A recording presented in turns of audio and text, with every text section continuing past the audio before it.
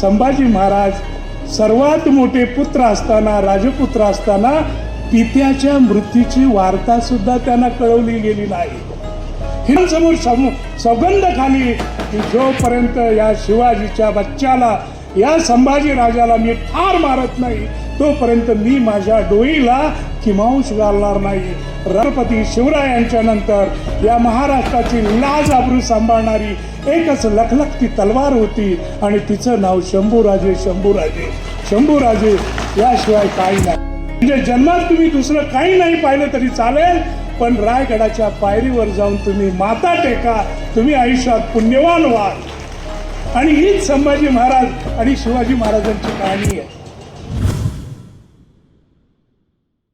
असं एवढं सैन्य असताना आणि थोरले महाराज हयात असताना हिंदवी स्वराज्यावर एवढा दबाव आणला त्या मिर्झा राजा जयसिंगने, म्हणजे औरंगजेबानी, की छत्रपती शिवाजी महाराजांची इच्छा नसताना जुलमाचा रामराम करण्यासाठी महाराजांना आग्र्याला जावं लागलं. महाराजांना एकापेक्षा एक असे बळकट 23 किल्ले द्यावे लागले. एवढे आपले हाल करून टाकलेले होते. कुणी? मोगलांच्या म्हणजे औरंगजेबाच्या फक्त 2 सरदारांनी. आणि 3 एप्रिल 1680 छत्रपती शिवाजी महाराजांचं महानिर्वाण झालं.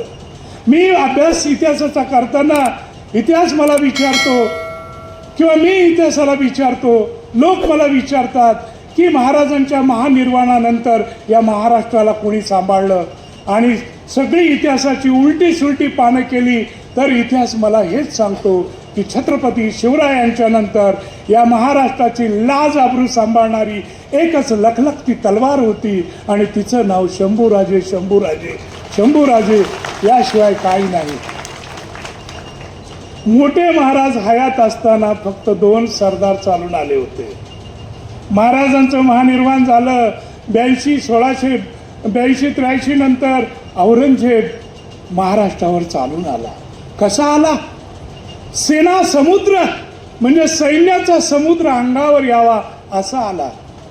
तुमच्यापैकी अनेक जण शेतकरी आहेत, त्यांना माहिती आहे की 10 किंवा 12 म्हशी बांधल्या तर त्यांना केवढा मोठा गोटा लागतो. आणि ज्या वेळेला औरंगजेब महाराष्ट्रावर आलेला होता त्यावेळेला औरंगजेबाबरोबर 4 लाख जनावरं होती आणि 5 लाख फौज होती.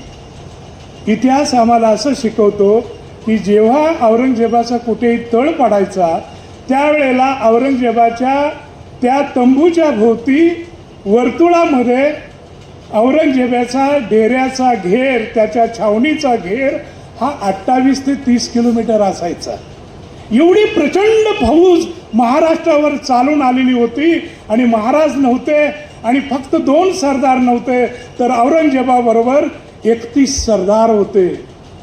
म्हणजे 31 सरदार आणि स्वतः औरंगजेब महाराष्ट्रावर चालून आला असताना छत्रपती संभाजी महाराजांनी त्यांच्याशी मुकाबला केला.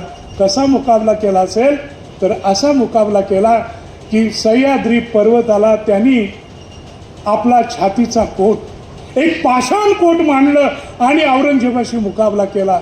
हे आपल्याला विसरून चालणार नाही, याचा आपल्याला विचारच करावा लागेल. अरे छत्रपती संभाजी महाराजांनी एक किल्ला असा लढवला. दिंडोरी तालुका नाशिक जवळ रामशेज नावाचा किल्ला आहे. हा किल्ला जिंकायला औरंगजेबाची 5.5 वर्षे गेली आणि 5 सरदार त्याला बदलावे लागले. मग मला सांगा की हा 5 लाखाच्या फौजेचा समुद्र अंगावर घ्यायचा की बाया बापड्यांचे दरवाजे किंवा माड्या चढायच्या? मग खऱ्या अर्थी बाया बापड्यांच्या माड्या चढलं कोण? तर संभाजी महाराजांचा खोटा अंगरखा घालून मराठी नाटककारच आपला मदनाचा कैप भागवण्यासाठी बाया बापड्यांच्या मांडीवर चढत होते असं म्हटलं तर वावगं ठरणार नाही. सिनेमामध्ये जे तुम्हाला दाखवलेलं आहे की तो किमांश म्हणजे काय तर राजमुकुट. हा किमांश तो औरंगजेब सिनेमातला करतो आणि बाजूला ठेवतो की मला नको आहे वगैरे दिल्लीवरनं निघताना. खरी घटना अशी आहे की छत्रपती शिवाजी महाराजांनंतर संभाजी महाराजांना जास्तीत जास्त 2 ते 2.5 महिन्यामध्ये मी ठार करून 4-5व्या महिन्यामध्ये मी आग्र्याला परत येईन, दिल्लीला परत येईन अशी शपथ घेऊन औरंगजेब आलेला होता. पण इथं आल्यानंतर 1-2 महिने नव्हे 3-4 वर्ष गेली तरी संभाजी महाराज सापडत नव्हते. या महाराष्ट्रातल्या प्रत्येक दऱ्याखोऱ्यामध्ये छोटी छोटी पथकं संभाजी महाराजांची या औरंगजेबाशी सामना करत होती. आणि मग औरंगजेबाला काही कळेना की अरे रामशेज सारखा एक छोटा किल्ला जर जिंकायला मला 5.5 वर्ष लागत असतील तर शिवाजी आणि संभाजीचे किल्ले जवळजवळ 350 आहेत. हे जिंकायला मला आयुष्याची किती वर्ष घालवावी लागतील. आणि म्हणून औरंगजेब चिडला आणि इथेच नगरजवळ एका माळावर त्याचा कॅम्प पडलेला असताना, छावणी पडली असताना, तो एक मोठा नाटकी माणूस होता. औरंगजेबासारखा नट दुसरा कोणी नाही. त्यांनी आपले 31 सरदार उभे केले, ज्यामध्ये त्याचे 3 राजपुत्र होते. तो त्याचा जो राजमुकुट होता त्याची किंमत किमान 3-3.5 करोड रुपये असावी आजच्या बाजारभावामध्ये. तो राजमुकुट त्यानं घेतला, बाजूला ठेवला नाही, असा आपटला. पायाखाली ते 5 मोती सगळे रगडले आणि सर्वांसमोर सौगंध खाली की जोपर्यंत या शिवाजीच्या बच्चाला, या संभाजी राजाला मी ठार मारत नाही तोपर्यंत मी माझ्या डोईला किमांश घालणार नाही, राजमुकुट घालणार नाही. आणि मित्रांनो, पुढे 5-6 वर्ष भोंड्या डोक्यानं, मोकळ्या डोक्यानं औरंगजेबाला महाराष्ट्रातून दरी खोऱ्यामध्ये फिरवला. ते संभाजी महाराजांनी फिरवलं.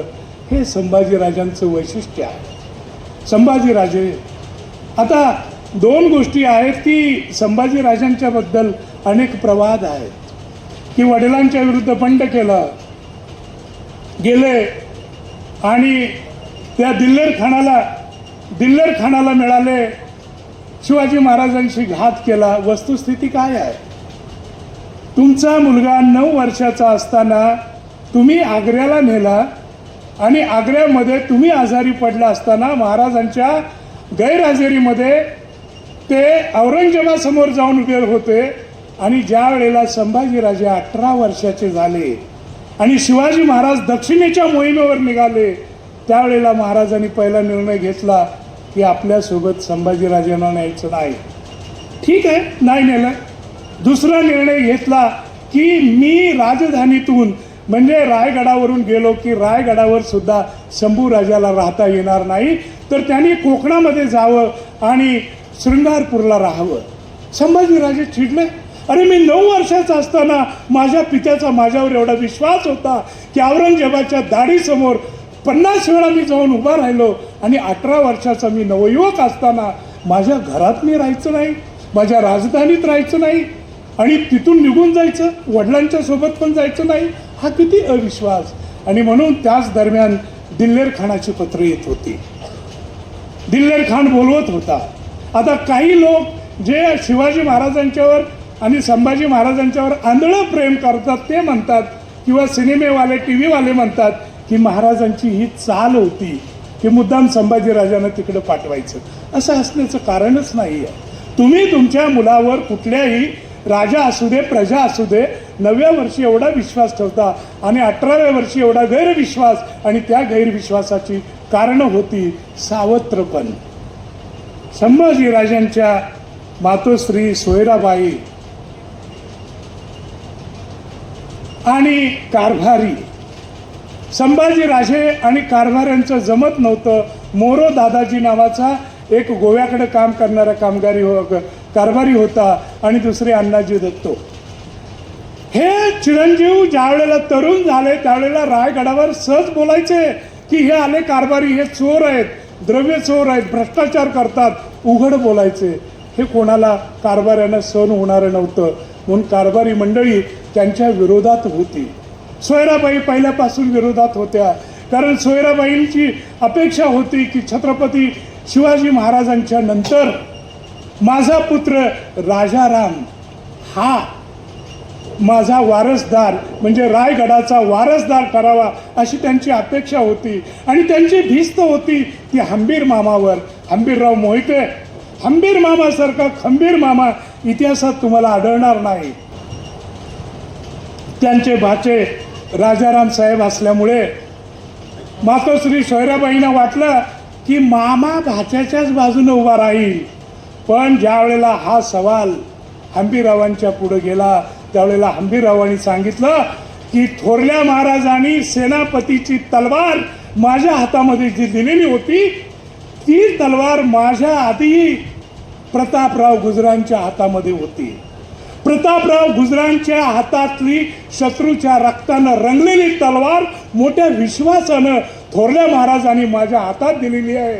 आणि म्हणून नात्या गोत्याचा स्वार्थी विचार न करता शिवरायांच्या ध्येयाची आमचं सगळं ध्येय गुंपलेलं असल्यामुळं मी भाचा आणि बहिणीचा विचार करणार नाही. आणि मग मामा हे त्यांच्या बाजूनं उभे राहिले. तर ज्या वेळेला 18व्या वर्षी शिवाजी महाराज नेत नाहीत, मग हे शंभूराजे चिडले.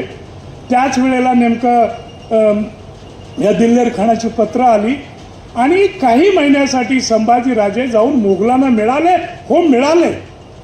आणि त्यांची अपेक्षा अशी होती की मोगलांच्या मध्ये जाऊन तिकडं वेगळा पराक्रम करून एक चांगलं राज्य मी माझ्या वडिलांना करून दाखवेन, कर्तृत्व गाजवेन.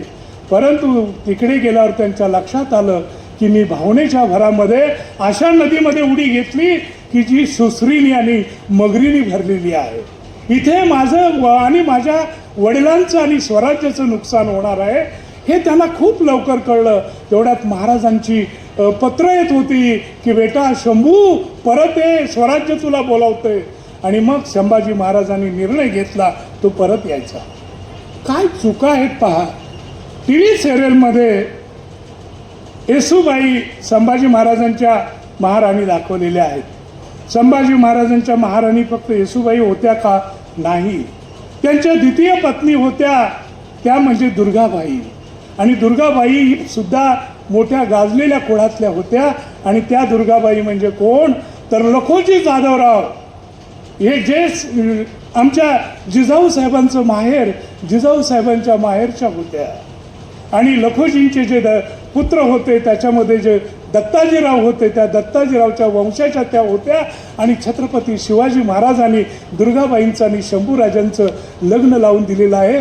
याचे इतिहासात आता पुरावे मिळतात. जेव्हा दिल्लेर खानाकडं संभाजीराजे गेले त्यावेळेला अडचणीची परिस्थिती अशी निर्माण झाली की दुर्गाबाईंना दिवस गेले होते. 7वा-8वा महिना होता. पोट लोंबत होतं आणि शत्रूच्या शिबिरातून बाहेर पळून निघून आपल्या वडिलांकडे यायचं होतं. महाराजांनी विचार केला की काय करायचं, कारण गर्भारशी पत्नी अशा स्थितीत घोड्यावरून नेणं शक्य नव्हतं. आणि सोबत रानू अक्का होत्या. रानू अक्का आणि या दुर्गाबाईंनी सांगितलं की आमचं काही झालं तरी आमची चिंता करू नका. लाख मेले तरी चालतील पण लाखांचा पोशिंदा उरला पाहिजे. आणि लाखांचा पोशिंदा रायगडावर राहतो. त्या लाखाच्या पोशिंदाच्या मदतीसाठी त्याचा राजपुत्र गेला पाहिजे. आणि म्हणून तुम्हाला योग्य वेळेत मी तुमची सुटका करीन असा शब्द संभाजी महाराजांनी दिला. आणि संभाजी महाराज निघाले, रायगडावर आले. लोक आता आम्हाला नेहमी विचारतात की शिवाजी महाराज आणि संभाजी महाराज यांचं नातं कसं होतं, संबंध कसे होते. एक दिल्लेर खानाकडं जाण्याचा प्रसंग सोडला तर संभाजी महाराज आणि शिवाजी महाराज यांचे संबंध हे खूप जिव्हाळ्याचे, जीवाशिवाचे होते.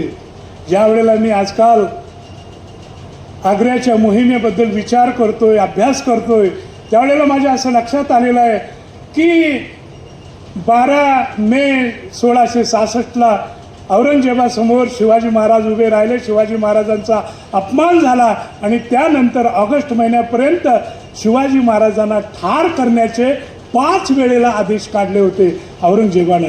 आणि थोडक्यात शिवाजी महाराज आपलं नशीब चांगलं, महाराष्ट्राचं भाग्य चांगलं म्हणून वाचले. त्या सर्व काळामध्ये पलंगावर रोज रात्री शंभू बाळच त्यांच्या छातीजवळ होतं. आणि अशा परिस्थितीमध्ये शिवाजी महाराजांना सुद्धा त्या कठीण काळामध्ये म्हणजे आधार देण्याचं, भावनिक आधार देण्याचं काम संभाजीराजेने केलेलं होतं. ज्या वेळेला संभाजीराजे आले, कुठं आले? पन्हाळ्यावर आले आणि पन्हाळ्यावर शिवाजी महाराज आणि संभाजी महाराज यांची 2 वर्षानं भेट झाली आणि ती शेवटची भेट ठरली मित्र हो. शिवाजी महाराज आणि संभाजी महाराज एकमेकाला मिठ्या मारल्या, खूप काही बोलणं झालं. महाराजांनी मी त्या कादंबरीमध्ये वर्णन केलंय की बेटा शंभू, आपल्या रायगडाच्या पायरीला 5 रायगडाच्या पायरीला 5 पद्धतीनं तू पाहायला पाहिजेस. आमचं जे सिंहासन आहे त्याला 5 पायऱ्या आहेत. पहिल्या पायरीकडे तू बघशील त्यावेळेला तुला या देशासाठी वैधव्य प्राप्त झालेल्या आपल्या माता भगिनी दिसतील. दुसऱ्या पायरीवर बघशील त्यावेळेला तुला तुकाराम, रामदास आणि सर्व संत सज्जनांचा मेळा तुला दिसेल. आणि 5वी पायरी ज्या वेळेला तू ओलांडशील, ही सगळी 5 वर्णनं कादंबरीत लिहिलेली आहेत, ती तुम्ही वाचा, मी सगळी सांगत नाही. पण शेवटी महाराजांनी सांगितलं त्या 5 पवित्र पायरीकडं बघून जर तुझ्या मनाला वाटलं की या सिंहासनावर जाऊन बसण्याची धमक, पात्रता, चमक, रग, मस्ती माझ्या अंगात आहे, तरच बेटा तू तिथे जाऊन बस, नाहीतर गोसावी बनून तू काशीला अवश्य जाऊ शकतोस. असं हे दोघांचं जीवाशिवाचं नातं होतं. आणि शिवाजी महाराजांना संभाजी महाराजांनी शब्द दिला होता, पण काळ सरकत होता. जानेवारीमध्ये या दोघांची भेट झाली. मार्च महिन्यामध्ये राजारामाचं लग्न आलं. 15 मार्चला रायगडावर लग्न झालं. पण दुर्दैवानं त्या लग्नाचं आमंत्रण संभाजी महाराजांना दिलं गेलं नाही. हे कुठंतरी शिवाजी महाराजांच्या पण काळजाला लागला असेल ना, की मी एवढा मोठा रायगडचा राजा असताना माझ्या मोठ्या मुलाला छोट्या मुलाच्या लग्नाचं निमंत्रण मिळत नाही. आणि त्या लग्नाची गोष्ट दिल्ली आग्र्यापर्यंत कळाली होती, पण पन्हाळ्यापर्यंत कळाली नव्हती. काळ सरकत होता. 15 मार्चला लग्न झालं. लगेच 18 दिवसानं म्हणजे 3 एप्रिल 1680ला छत्रपती शिवरायांचं महानिर्वाण झालं. महाराज हे जग सोडून गेले. आणि त्यावेळेला सुद्धा संभाजी महाराज सर्वात मोठे पुत्र असताना, राजपुत्र असताना पित्याच्या मृत्यूची वार्ता सुद्धा त्यांना कळवली गेली नाही. हिंदू धर्मानुसार पित्याच्या मृत्यूनंतर त्याचे अंत्यसंस्कार करायचे असतात किंवा अग्नी द्यायचा असतो तो थोरल्या चिरंजीवानं. पण कोणीतरी एक निंबाळकर नावाचा दूरच्या नात्यातला मनुष्य पकडला या कारभाऱ्यांनी आणि सोयराबाईंनी, आणि हे लग्न लावून हे सगळं संस्कार सगळे संपले. म्हणजे मला लक्षात घ्या की एवढा तेजस्वी हा पुत्र का चिडणार नाही. मला भावाच्या लग्नाला बोलवलं नाही, पित्याच्या अंत्यसंस्कारालाही बोलवलं नाही. आणि मग महाराज चिडले आणि त्यांनी रायगडावर क्रांती केली. अनेक जण इतिहासात असं म्हणतात की सोयराबाई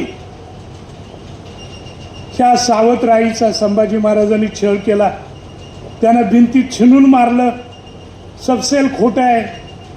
कारण संभाजी महाराज त्यांचं राज्यारोहण झाल्यानंतर 1.5 वर्ष सोयराबाई जिवंत होत्या. आणि संभाजी महाराजांनीच कोकणातल्या बाखरे शास्त्री नावाच्या एका विद्वानाला एक दानपत्र दिलेलं आहे संस्कृत. आणि त्या दानपत्रामध्ये संभाजी महाराज लिहितात की माझी माता सोयराबाई ही स्फटिकाहून पवित्र आहेत. ही वर्णन आहेत. आणि कसं मारणार आणि कुठल्या भिंतीमध्ये घालून मारणार. लोक असं म्हणतात की शिवाजी महाराजांच्या काळातल्या कारभाऱ्यांना संभाजी महाराजांनी संधी दिली नाही. असं नाही आहे. सुरुवातीला त्यांनी बंड केलं तरी त्या सर्वांना माफी केली आणि महाराजांनी त्यांना संधी दिली. तरीसुद्धा दुसऱ्यांदा काही लोकांनी शत्रूला फितूर झाले म्हणून त्यांना त्या हत्तीच्या पायाखाली तुडवून मारलं. हा इतिहास आहे. पण संभाजी महाराजांनी माणसं जपलेली आहेत हे लक्षात ठेवा. हे संभाजी महाराजांचं कर्तृत्व. लोक आम्हाला विचारतात की आता आपण तुम्ही त्या सिनेमामध्ये पाहिलं असेल बुऱ्हाणपूरची लढाई. बुऱ्हाणपूरच्या लढाई इतका संभाजी महाराजांचा पराक्रम सीमित नाही. संभाजी महाराजांनी बुऱ्हाणपूरची लूट केली, ही गोष्ट खरी, पण संभाजी महाराजांनी आपल्या आयुष्यामध्ये 114 लढाया खेळलेल्या आहेत आणि त्या छोट्या मोठ्या लढाया आहेत आणि बहुतांशी सर्व एक लढाई सोडून त्यांचा सर्वत्र विजय झालेला आहे. महाराजांचा पराभव झाला तो बाणावर नावाच्या गावात. आजचं जे इंदिरा गांधींच्यामुळं निवडणुकीमुळं गाजलेलं कर्नाटकातलं शहर चिक्कमंगळूर, त्या चिक्कमंगळूरजवळ बाणावर आहे आणि तिथं या संभाजी महाराजांचा पराभव झाला. तो चिक्कदेव राय नावाचा मोठा कर्तृत्ववान राजा होता, त्याच्यासमोर झाला आणि मग महाराजांनी शपथ घेतली की हे पराभूत तोंड घेऊन माझ्या भूमीत जाणं नाही, जोपर्यंत मी विजयी होत नाही तोपर्यंत मी मावळाला तोंड दाखवणार नाही. आणि कर्नाटकातून हा शिवपुत्र तामिळनाडूला गेला आणि तामिळनाडूची जी कावेरी नदी आहे आणि कावेरी नदीच्या काठावर एक मोठं संपन्न शहर आहे ज्याचं नाव त्रिचन्नापल्ली. तुम्ही आज सुद्धा गेला तर त्रिचन्नापल्लीच्या कावेरी नदीच्या काठावर एक पाषाणकोट नावाचा मोठा किल्ला आहे. महाराजांनी त्या तामिळनाडूच्या जंगलामध्ये प्रशिक्षण घेतलं. याचं कारण असं की बाणावरला त्यांचा पराभव या कारणासाठी झाला होता की कन्नडिगांनी लांब पल्ल्याचे बाण वापरले होते आणि ते बाण अंगात घुसायचे, त्या पुढे तलवारी आणि भाल्यांचं काही चाललं नाही. महाराजांनी आणि कवी कलशनी त्या रानामध्ये 4 महिने प्रशिक्षण घेतलं आणि त्यांनी पहिल्यांदा जिंकला तो कावेरी काठचा पाषाणकोट. नंतर बाणावरला आले, बाणावरला चिक्कमंगळूर जवळ त्या राजाचा पराभव केला आणि महाराजांची सर्वात महत्त्वाची लढाई म्हणजे गोव्याची. एक लक्षात घ्या की शिवाजी महाराज आणि संभाजी महाराज यांच्यामधलं साम्य असं आहे की छत्रपती शिवराय ज्या काळामध्ये ईमेल नव्हते, ज्या काळामध्ये गुगल नव्हतं, ज्या काळामध्ये आतासारखं मंत्र्यांना उठसूट प्रायव्हेट जेट असतं तसं प्रायव्हेट जेट नव्हतं. घोड्यावर बसायचं, घोड्यावर तुम्ही 2 तास रपेट करून बघा, मांडीच्या चाटी जातील त्या कातडीच्या. अशा कठीण परिस्थितीमध्ये यांनी ती राज्य सांभाळलेली होती. आणि त्या काळातली वर्णन अशी आहेत की छत्रपती शिवराय नावाचा एक शहाणा आणि श्रेष्ठ राजा महाराष्ट्र किंवा दख्खन नावाच्या प्रांतामध्ये राज्य करतो, हिंदवी स्वराज्य त्याचं आहे. याची खबर, याच्या बातम्या लंडनच्या गॅझेटमध्ये यायच्या, याच्या बातम्या पोर्तुगालमध्ये यायच्या, डचमध्ये यायच्या आणि हीच बाब संभाजी महाराजांच्या बाबतीत सत्य होती. संभाजी महाराजांचं स्वप्न होतं की जे जे माझ्या वडिलांच्या हातून अपूर्ण राहिलं ते मी पूर्णत्वास नेणार आहे. एक जंजिरा नावाचा किल्ला आहे अलिबाग जवळ, अजिंक्य जंजिरा. हा सिद्धी मंडळींचा जंजिरा जिंकण्यासाठी शिवाजी महाराजांनी 5 वेळा आक्रमण केलं होतं, पण महाराजांना हा किल्ला जिंकता आला नाही. संभाजीराजांनी किल्ला जिंकायचं ठरवलं. तो असा एक 1.5 किलोमीटर पाण्यामध्ये आहे आणि काय वाटेल ते झालं तरी मी किल्ला जिंकणार या हिमतीनं संभाजी महाराजांनी त्या काळामध्ये समुद्रात मोठमोठ्या दगडांचा महाराजांचे आहेत त्यांनी तो सेतू बांधलेला होता. आणि जगाच्या इतिहासामध्ये मित्रांनो 2500 वर्षापूर्वी अलेक्झांडर द ग्रेट या जगप्रसिद्ध राजांनी टायर नावाचं बेट जिंकण्यासाठी 2000 वर्षापूर्वी असा एक सेतू बांधलेला होता. नंतर संभाजीराजांनी तो प्रयोग केला, पण दुर्दैवानं औरंगजेब जवळ लवकर आल्यामुळं त्यांना ते सोडून द्यावं लागलं. इतिहासात पुरावे दिसतात की पोर्तुगीजांची 55 मैलावरची समुद्राची जी पट्टी आहे ती संभाजी महाराजांनी अगदी वसई विरारपासून चेऊल ते राजापूर इकडंपर्यंत पेटवून दिलेली होती. काय वाटेल ते झालं तरी गोवा जिंकायचं संभाजीराजांचं स्वप्न होतं आणि त्यांनी गोव्यावर हल्ला केलेला होता. गोवा म्हणजे त्यावेळेचा बारदेश आणि काउंट ॲलेवरा नावाचा गोव्याचा पोर्तुगीजांचा गव्हर्नर होता. या पोर्तुगीजाच्या गव्हर्नरला संभाजी महाराजांनी एवढं हैराण केलं की शेवटी त्या दोघांमध्ये द्वंद्वयुद्ध आणि त्या द्वंद्वयुद्धामध्ये तो काउंट आलोवर मरायच्या स्थितीत होता आणि जीव वाचवण्यासाठी काउंटनं समुद्रात उडी घेतली. पोर्तुगीजांचं जहाज होतं, त्या जहाजावर तो काउंट जाऊन त्याच्या सेवकांनी त्याला पळवला आत आणि संभाजी महाराज घोड्यावर होते. त्यांच्या अंगामध्ये असा सुडाग्नी भिनलेला की त्यांनी घोड्यासकट समुद्रात उडी घेतली. शेवटी समुद्र मोठा होता, घोडा छोटा होता आणि त्यामुळं घोडा पोहणीला लागला आणि महाराज जवळजवळ त्या ठिकाणी मृत्यू अवस्थेत पोचले होते.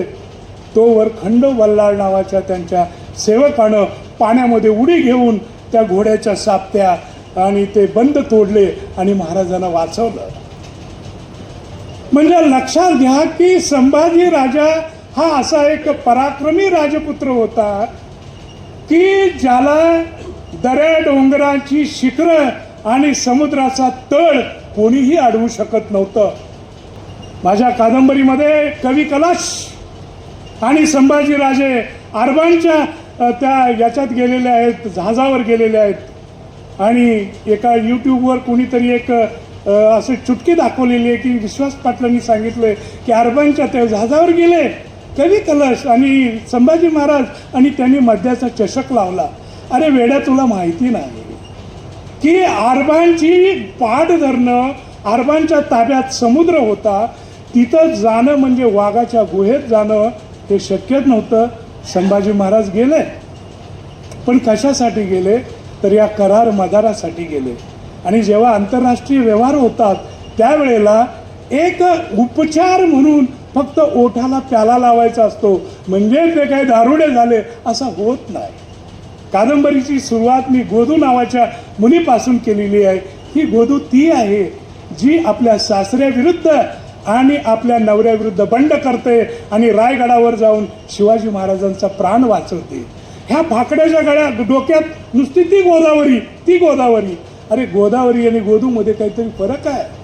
तर शिवाजी महाराजाप्रमाणे संभाजी महाराजांचा हा मानवतेचा दृष्टिकोन आहे, तो आपण लक्षात ठेवला पाहिजे. एक ध्यानात घ्या की मुंबईसारख्या बेटाचं महत्त्व आजच्या फक्त उद्योगपतींना किंवा मोठ्या राजकारण्यांना कळतं असं नाही. मुंबई बेटाचं महत्त्व शिवाय छत्रपती संभाजी महाराजांना कळलेलं होतं आणि 1684 साली त्यांनी मुंबई विकत घ्यायचा प्रयत्न केला होता. प्रयत्न नव्हे तर ॲग्रीमेंट झालं होतं. बीरवाडी नावाचा किल्ला रायगडजवळ आहे आणि त्या किल्ल्यावर त्यांनी केजविन नावाचा गव्हर्नर होता इंग्रजांचा आणि 70,000 पॅगोडा नाणं त्याचं त्या पॅगोडाला त्यांनी 70,000ला मुंबई विकत घ्यायचं ठरवलेलं होतं. आणि हे ज्या वेळेला सुरतेच्या वखारीतल्या इंग्रजांना कळालं त्यावेळेला त्यांनी मुंबईकरांना लिहिलं की अरे मूर्खानो, तुम्ही त्या संभाजीच्या हातामध्ये जर मुंबई दिली तर रामेश्वरापर्यंतचा समुद्र किनारा तुमच्या आमच्या बापाच्या हातात राहणार नाही आणि तुम्ही चूक करू नका. म्हणून ते काय झालं, तो करार रद्दबातल झाला. पुरावा आहे, त्या कराराची कॉपी आहे इतिहासामध्ये. इतकंच नव्हे तर केजविननं जानेवारी 1684 साली इंग्लंडचा राजा दुसरा लुई याला पत्र लिहिलेलं आहे की आम्ही भयभीत आहोत मुंबईमध्ये, कारण अलिबागच्या समुद्राजवळ 35,000ची फौज घेऊन संभाजी राजा बसलेला आहे आणि कधी तो आमच्या अंगावर येऊ शकेल, ही भीती आहे त्यांना. आज लोक विचारतात तुम्ही किंवा बोलतात काही जण की तुम्ही इतिहासातले मुडदे कशाला काढताय, उपडून काढताय. मी त्यांना म्हणतो अरे बाबांनो, आम्ही इतिहासातले मुडदे नव्हे तर इतिहासातल्या चैतन्य शलाका आम्ही शोधून काढतोय आणि या चैतन्य शलाका बघून नव्या पिढ्या घडाव्यात असं आम्हाला वाटतं. त्या छत्रपती संभाजी महाराजांना ज्या बाया बापड्यांच्या नावानं बदनाम केलं, त्यांचा स्त्रीविषयी दृष्टिकोन कसा होता. सखी रजनी जयती असं त्याने आपल्या पत्नीला किताब दिलेला होता, येसूबाईंना. आणि खऱ्या अर्थी संभाजी महाराजांचं सिंहासन औरंगजेबाविरुद्ध लढताना घोड्यावर असायचं आणि खऱ्या अर्थी महाराष्ट्राचा चीफ सेक्रेटरी किंवा प्रमुख कार्यवाह म्हणून काम करायच्या त्या येसूबाई. म्हणजे येसूबाईंच्या हातामध्ये राज्याचा एवढा मोठा कारभार देणारा पहिला राजा होता आणि त्याचं नाव होतं संभाजी महाराज. जगातल्या स्त्री जातीला एवढी उंच पायरी देणारा हा राजा बाया बापड्यांच्या नावानं बदनाम व्हावा यासारखं दुर्दैव दुसरं कुठलं नाही. मला असं वाटतं की आपण फार त्यांना आजच्या भाषेत बोलायचं झालं तर हलक्यात घेतो, पण हलक्यात घेण्यासारखे ते नव्हते. औरंगजेबाच्या नाकात त्यांनी दम आणलेला होता. इतिहास काय सांगतो की औरंगजेबाची घोडी कुठून फिरायची? जोपर्यंत संभाजीराजे या महाराष्ट्रात जिवंत होते तोपर्यंत या औरंगजेबाची घोडी कधी सातारजवळ गेली नाहीत, कधीही पुण्याजवळ गेली नाहीत. तो भीमेच्या काटाकाटानं फिरत होता. एवढी भीती त्यांनी संभाजी महाराजांची खाल्लेली होती. मला संभाजी महाराजांचं वैशिष्ट्य असं हे वाटतं की संभाजीराजे जोपर्यंत हयात होते तोपर्यंत शिवाजी महाराजांचा एकही किल्ला 350 ते 400 किल्ल्यापैकी त्यांनी पडू दिलेला नव्हता. एकही किल्ला पडू दिला नव्हता, एकही जहाज बुडू दिलं नव्हतं. तर संभाजीराजे हे कमी कसे? शिवाजी महाराजांच्या तुलनेमध्ये संभाजी महाराज कुठेही कमी नव्हते, हे लक्षात ठेवा. आणि ज्या दुर्गाबाईंची मी गोष्ट सांगितली, मला हे सांगावं लागेल की दुर्गाबाईंची सुटका व्हावी. अरे पुढे या दुर्गाबाईंच्या त्या गर्भारशी होत्या, मी सांगितलं त्यांच्या पोटी एक कन्यारत्न आलं. इतिहासाला माहिती नाही तिचं नाव काय. मी कादंबरीमध्ये सोयीसाठी कमळजा असं नाव दिलेलं आहे. ही बाळ कमळजा. तिला वाटायचं की तिला लोक सांगायचे की रायगडचा राजा तुझा पिता आहे आणि माझ्या रायगडचा राजा असलेल्या पित्याला मला भेटायला पाहिजे असं या कमळजाला वाटायचं. आणि संभाजीराजांना पण वाटायचं की आपली पत्नी आणि आपली कन्या, आपली बहीण आपल्याजवळ पाहिजे. म्हणून महाराजांनी प्रयत्न केले होते. 1682 1683 मध्ये नगरच्या किल्ल्यामध्ये रानूबाई, दुर्गादेवी आणि कमळजाला ठेवलेलं होतं. आणि इतिहासात लखलखीत पुरावे आहेत की 5 नव्हे 30 हजाराची फौज घेऊन हंबीर मामानी या किल्ल्यावर हमला केलेला आहे. पण दुर्दैवानं त्यांना यश आलेलं नाही. इतिहासात पुरावे आहेत की त्यांना दौलताबादच्या किल्ल्यावर ठेवलं, पुन्हा त्यांना बहादूरगडला हलवलं. इतिहासात बहादूरगडच्या किल्लेदाराची पावती आहे की राजांची पत्नी कन्या ही माझ्या ताब्यात आली आणि रितसर मी ताबा घेतला. पावती आहे ती. आणि एवढंच नव्हे तर आरजोजी यादव आणि गिरजोजी यादव या नावाचे 2 यादव बंधू होते शिवाजी महाराजांच्या काळापासूनचे. त्यांनी स्वराज्यात अनेक किल्ले बांधलेले होते.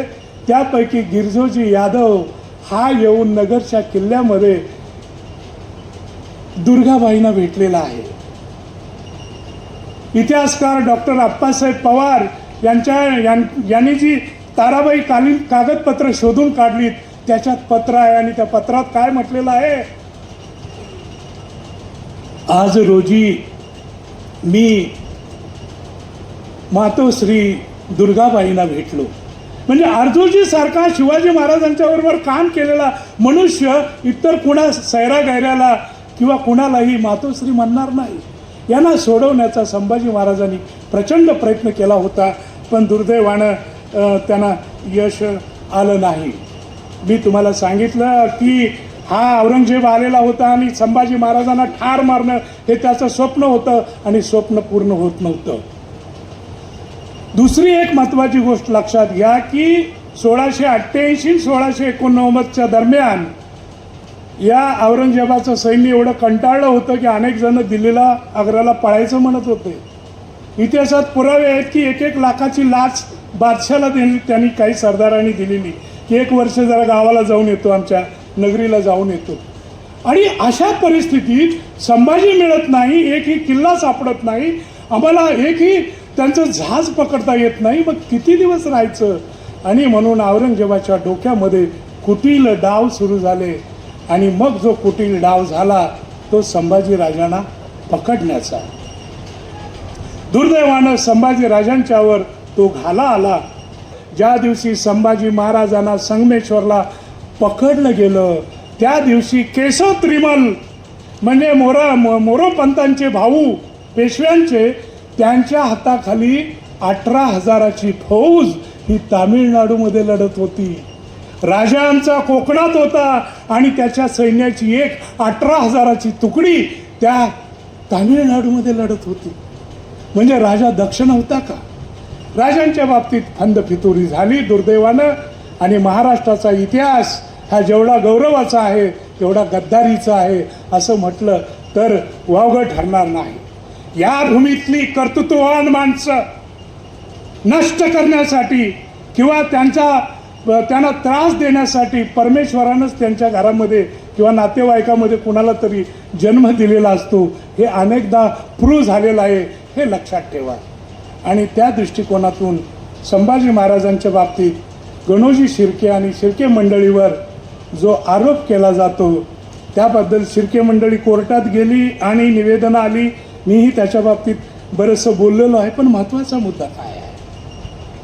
शिर्के हे मेहुणे येसूबाईंचे बंधू. पण शिर्के आणि संभाजी राजांमध्ये कधी काही घडलं नव्हतं का? तर घडलंय. तुम्हाला अमान्य करता येणार नाही. अरे या महाराष्ट्रामध्ये, या भूमीमध्ये, या मराठ मातीमध्ये संभाजी महाराजांच्या विरुद्ध रणांगणामध्ये तलवार घेऊन महाराजांशी लढलेले या भूमीतले फक्त शिर्के घराणं आहे, दुसरं कोणी नाही आहे. आणि याचं कारण काय? याचं कारण वतनाची तुकडे. म्हणजे सर्वांना वतनं पाहिजे होती. शिवाजी महाराजांचं जे ध्येय आहे ते ध्येय पूर्णत्वास नेण्यासाठीच संभाजी महाराजांचा बळी गेला असं म्हटलं तरी वावगं ठरणार नाही. कारण शिर्क्यांना फक्त वतन पाहिजे होतं आणि वतनासाठी ते खूप वेळा भांडत होते. पण आमचे शिवाजी महाराज म्हणायचे, माणसांना नव्हे देवांना सुद्धा वतनं देऊ नका, कारण देव पण बिघडतील. त्यामुळं माणसाचा तर विचारच करू नका. आणि हे तत्त्व संभाजी महाराजांनी सांभाळलेलं आहे. 3 फेब्रुवारी 1689ला जे महाराजांना संगमनेरला पकडलं त्यावेळीची परिस्थिती काय होती? आज सुद्धा तुम्ही संगमेश्वरला तुम्ही जर पाहिलं, आज सुद्धा कोकणामध्ये संगमेश्वरच्या आजूबाजूचं रान तुम्हाला एखाद्या रानामध्ये सोडलं आणि कितीही माहितगार असला तरी त्या जंगलातून तो परत येईल असं नाही. एवढं निबिड अरण्य आज आहे, तर त्या काळामध्ये काय असेल? आणि महाराज तिकडे गेले होते कशासाठी? ऑफिशियल कशासाठी गेले होते? तर जेदे शकावली, ज्याला आपण प्रमाण मानतो, पहिला पुरावा मानतो, शिवाजी महाराजांच्या जन्मापासूनच्या सगळ्या तारखा ह्या जेदे शकावलीत जुळतात. आणि जेदे शकावलीच्या 24व्या पानावर स्पष्टपणे म्हटलेलं आहे, शिर्के पारखे झाले, कवी कलश लढण्यासाठी गेले. कवी कलशांनी संभाजी महाराजांच्या मार्फत लढाई केली. कुठं जाऊन? तर शिर्क्यांच्या मुलकामध्ये. पण कवी कलशांचा पराभव झाला आणि म्हणून स्वतः संभाजी महाराज हे शिर्क्यांच्या मुलकावर चालून गेलेले आहेत. महाराज शिर्कियावरही गेले, शिर्क्या असं पलवून लावले. महाराज खेलनियावरही गेले. खेलना म्हणजे कुठला? तर विशाळगड. म्हणजे शिर्क्यांचा पराभव संभाजी महाराजांनी केला होता. एवढंच नव्हे तर इतिहासात खणखणीत पुरावे आहेत. वाशी बेंद्रेंचं पुस्तक वाचा, कमल गोखलेंचं वाचा, किंवा शिवाजी आणि संभाजी महाराजांच्या बद्दल जी अस्सल पत्र आहेत, पत्रसार संग्रह भाग 1 भाग 2 वाचा, किंवा आमच्या केळुसकर गुरुजींचं पुस्तक वाचा. तुम्हाला धडधडीत पुरावे आढळतील की शिर्क्यांमध्ये आणि संभाजी राजांमध्ये एवढं वैर होतं की संभाजी राजांनी त्यांचे मोकासे कॅन्सल केले, त्यांनी दिलेली वतनं कॅन्सल केली संभाजी महाराजांनी. एवढंच नव्हे तर शिर्क्यांच्या काही लोकांच्यावर एवढा राग होता की त्यांना कुडामध्ये, म्हणजे ज्वारीच्या पिकामध्ये ज्वारीची जी ताटं असतात, बुचडा असतो, त्याच्यामध्ये घालून त्यांना जाळून मारलं. एवढं त्यांच्यामध्ये वैर होतं. आणि हे इतिहासात आहे. आता डायरेक्ट पुरावा कुठेही मिळत नाही की शिर्क्यांनी संभाजी महाराजांना पकडून दिलं किंवा कसे, पण घर तुमचं असेल, दार तुमचं असेल, अंगण तुमचं असेल आणि तुमचा मेवणा त्या दुसऱ्या गावच्या पाटलानं पकडून दिला असं म्हटलं, हे थोडंसं जुळवायला कठीण पडतं. पण दुर्दैवाची गोष्ट हे बघा, मुकर्रम खान नावाचा हैदराबादचा म्हणजे तेव्हाच्या भागानगरचा एक सरदार मोगलांना मिळालेला होता आणि मोगलांकडे येऊन त्याला फक्त महिना पण झाला नव्हता. तो कोल्हापूरला आला. कोल्हापूरवरून पन्हाळ्याजवळ त्याला कळालं की संभाजी महाराज कोकणामध्ये आहेत आणि त्याला कळाल्यानंतर छप छप छप छप अशा वेगानं 3-3.5 दिवसात तो संगमेश्वरला येऊन पोचलेला आहे. आणि तो कसा पोचलेला आहे, धड येऊ शकत नव्हता, कारण कोल्हापूर ते रत्नागिरी ही जी वाट आहे ती आंबा घाटातनं जाते. त्या आंबा घाटामध्ये पेरीड नावाचं गाव आहे. मलकापूरच्या माळावर कवी कलश यांची 10,000 घोडी होती. मलकापूर ही एक प्रकारे या कवी कलशची राजधानी होती. त्यामुळं आंबा घाटातून जाणं शक्यच नव्हतं. म्हणून मलकापूरच्या डाव्या बाजूनं अनुस्कुरा घाट जो राजापूरला जातो, रात्री अनुस्कुरा घाट त्यांनी ओलांडलेला आहे. आणि तो ओलांडताना मी कादंबरीमध्ये वर्णनं केलेली आहेत, ती काही कागदपत्रावर आधारित आहेत, की तो असा काते उतार होता की घोडी अशी हगायला मुतायला लागली पण त्यांना पुढे जायला येईना. आणि मग ज्यावेळेला उजाडायच्या आधी त्या सर्वांनी खाणांनी घोड्यांचे डोळे बांधले आणि तसल्या परिस्थितीत त्यांना खेचून आणलेला आहे. ज्या वेळेला संभाजी महाराज संगमेश्वरला आले त्यावेळेला काय करत होते, ज्या गिरजोजी यादवचं नाव मी घेतलं, अर्जोजीचं नाव घेतलं, त्यांचा एक खटला पेंडिंग होता, म्हणजे अनेक दिवस प्रलंबित होता आणि महाराजांनी एकदा निकाल द्यावा म्हणून ते महाराजांना अनेकदा भेटत होते. याच्या आधी 3-4 वेळा भेटले होते आणि त्या रात्री त्यांनी सांगितलं की महाराज आमचा निकाल लावल्याशिवाय तुम्ही जायला नको. महाराज ज्या वेळेला संगमेश्वरला होते त्यावेळेला त्यांच्यासोबत कोण होतं, त्यांच्यासोबत महाराणी येसूबाई होत्या. त्यांच्या समवेत रामदासांचे उत्तराधिकारी रंगनाथ स्वामी होते. त्यांच्या समवेत माळोजी घोरपडे म्हणजे संताजी घोरपडेंचे वडील आणि राज्याचे सेनापती होते. म्हणजे एक काहीतरी मोठी औरंगजेबाचा मुकाबला कसा करायचा यासाठी एक मोठी बैठक किंवा आराखडा तिथे चालू होता. दुर्दैवाने त्याचे पुरावे इतिहासात अपूर्ण आहेत. अन्यथा ही सगळी मंडळी एकत्र जमायचं काही कारण नव्हतं.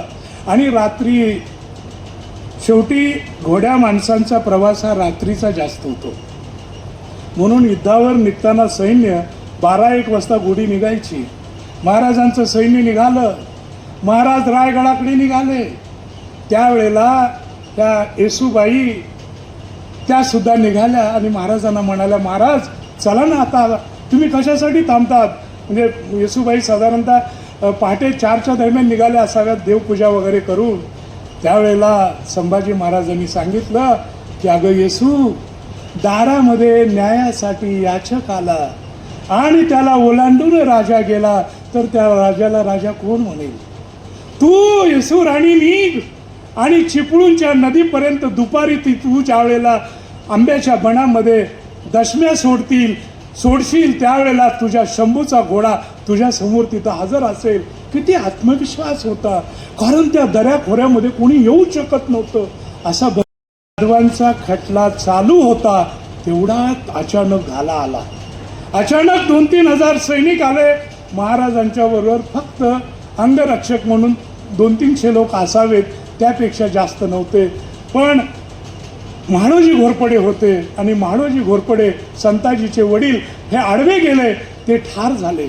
महाराजांनी खूप प्रयत्न केला. त्यांच्या लक्षात आलं की जिथं सूर्याची किरणं पोचत नाहीत अशा जंगलामध्ये आणि अशा भागामध्ये शत्रू येतो, त्याचा अर्थ घरातल्या कुणीतरी डाव खेळलेला आहे, घरातल्या कुणीतरी आपल्याला फसवलेला आहे आणि काही करून यातून वाचलं पाहिजे. म्हणून महाराजांनी घोड्यावर बसले आणि त्या नदीतून महाराजांचा आणि कवी कलशांचा घोडा हा एखाद्या अग्निबाणाच्या वेगानं पुढे धावला. पलीकडच्या गावामध्ये देसायांचा एक वाडा आहे, सरदेसायांचा वाडा. महाराज तिथे गेले आणि पटकन महाराजांनी आपली दाढी काढली, डोईचे केस काढले, गोसाव्याचं रूप घेतलं आणि घोड्यावर बसून बाहेर निघायचं होतं.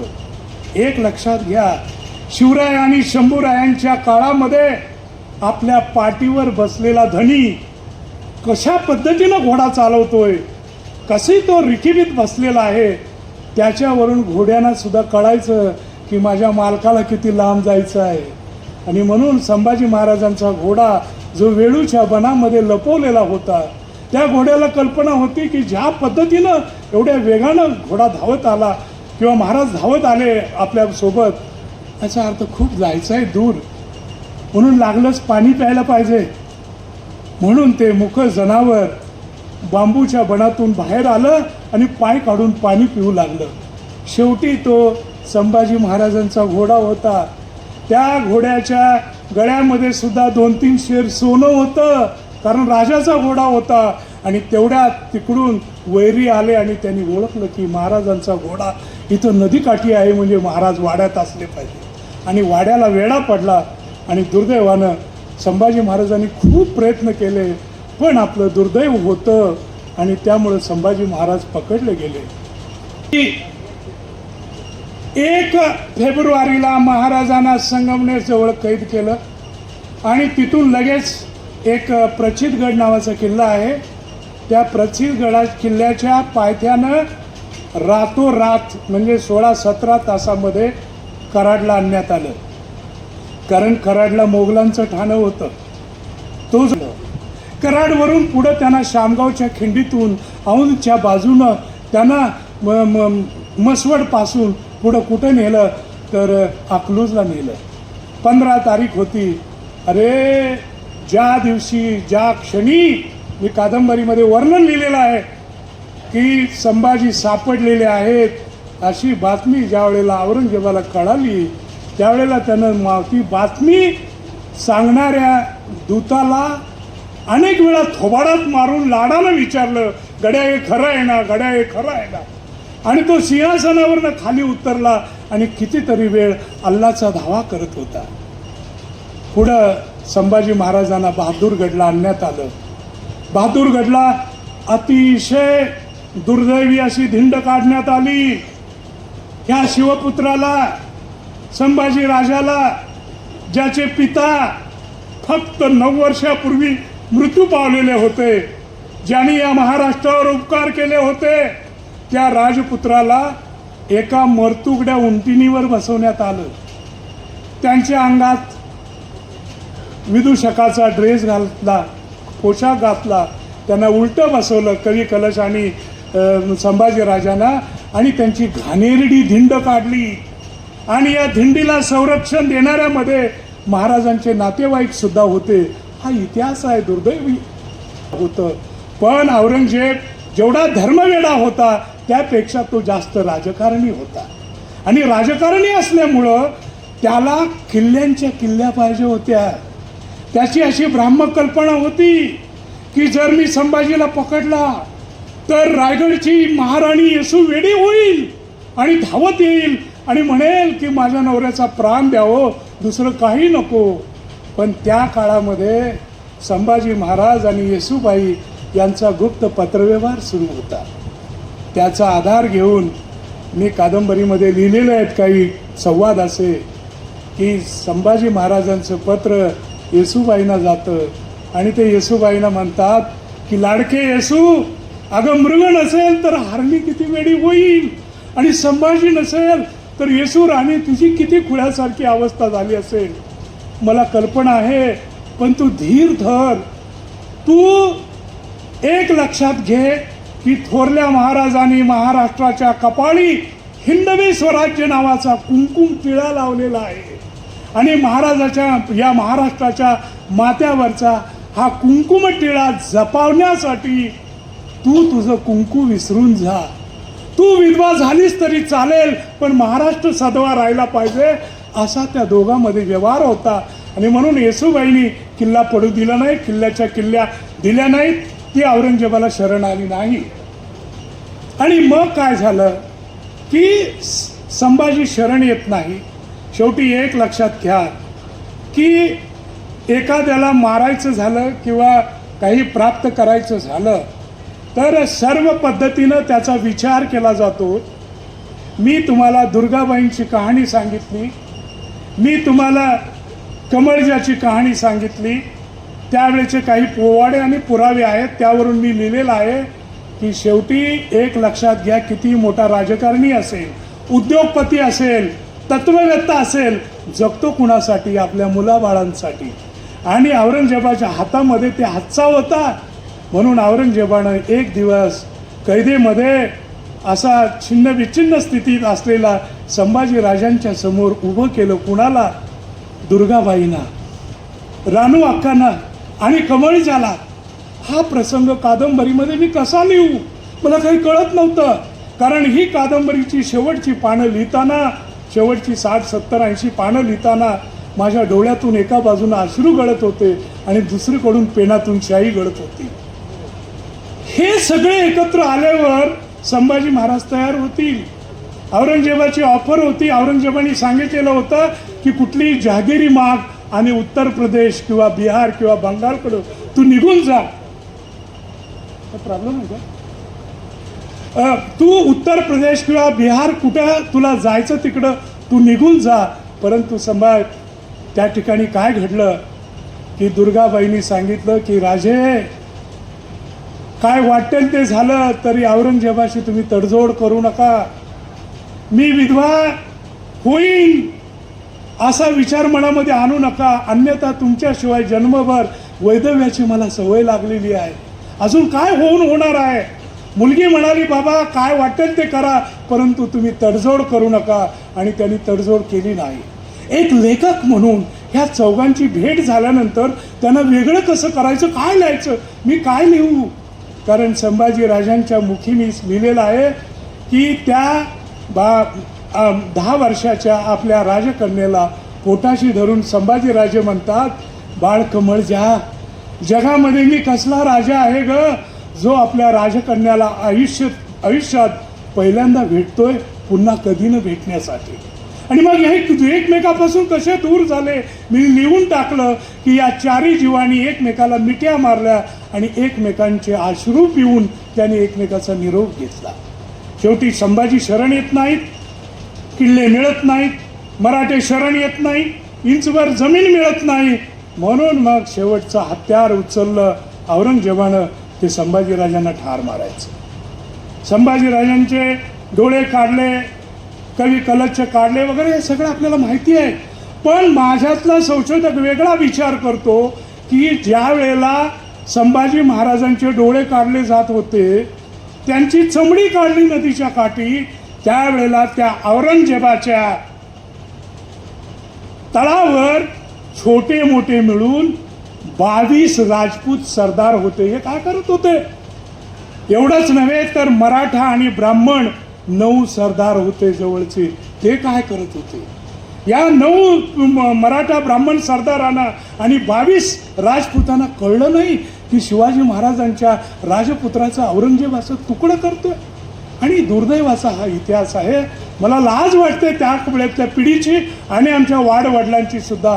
म्हणून मी तुम्हाला सांगतो की छत्रपती शिवाजी महाराज आणि संभाजी महाराज ही विधात्याची मोठी देणगी आहे, जी आम्हाला नीट पचवता आली नाही.